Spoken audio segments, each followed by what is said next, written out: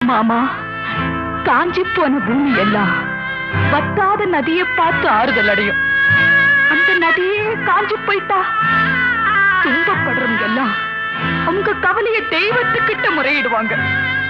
ஆனா தெய்வமே கலங்கி நின்னா அந்த தெய்வத்துக்கு யாரால ஆறுதல் சொல்ல முடியும்? தானாடவில்லை அம்மா, சதையாடுது. அது தந்தை என்றும் பிள்ளை என்றும் விளையாடுது.